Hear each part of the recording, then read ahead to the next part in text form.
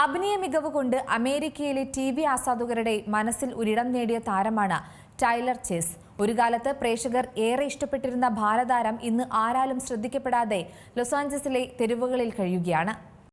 Taylor ചേസിന്റെ ഒരു പുതിയ video ഇന്റർനെറ്റിൽ വൈറലാവുകയാണ്.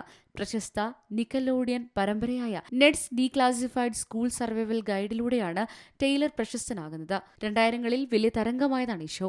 മാർട്ടിൻ കേർലി എന്ന കഥാപാത്രത്തെയാണ് ടൈലർ അവതരിപ്പിച്ചത്. 2005-ൽ എവരിബഡി ഹേറ്റ്സ് ക്രിസ്, 2008-ൽ ഗുഡ് ടൈം മാക്സ് എന്നിവയിലും അദ്ദേഹം വേഷമിട്ടിട്ടുണ്ട്. കാലിഫോർണിയയിലെ റിവർസൈഡിലെ തെരുവുകളിലാണ് താരം ഇപ്പോൾ ജീവിക്കുന്നത്. 36 വയസ്സുള്ള താരത്തിന്റെ വീഡിയോ വൈറലാകുന്നത് ഇതാദ്യമല്ല.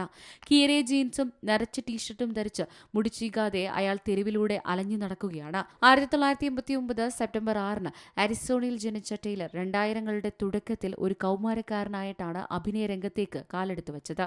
ടൈലറിന്റെ നിലവിലെ അവസ്ഥയറിഞ്ഞ് ഒരുപാട് ആളുകൾ സഹായമായി രംഗത്തെത്തി. ഇവർ ഫണ്ട് സ്വരൂപിക്കാൻ തീരുമാനിക്കുകയും ചെയ്തു.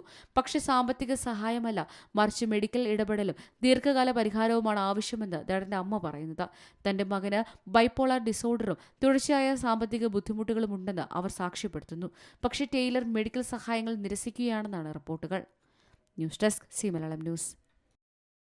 ഏറ്റവും പുതിയ വാർത്തകളും വിശേഷങ്ങളും വിരൽ തുമ്പിലറിയാൻ സി മലയാളം ന്യൂസ് എല്ലാ ഡിജിറ്റൽ പ്ലാറ്റ്ഫോമുകളിലും ലഭ്യം.